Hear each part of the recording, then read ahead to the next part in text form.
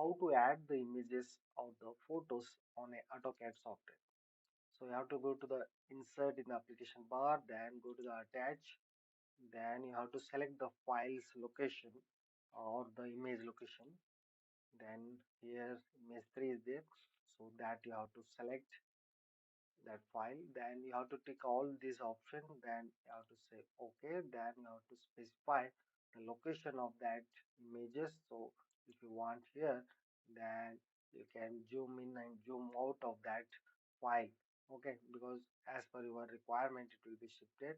And now for example I will be taken this ratio I want to, okay. Now it's asking for the rotation, so again you can say 0 angle, right.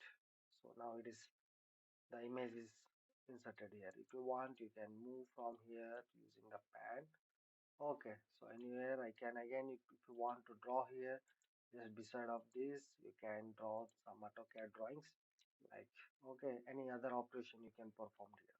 Yeah, in this way you can add the images. Thank you.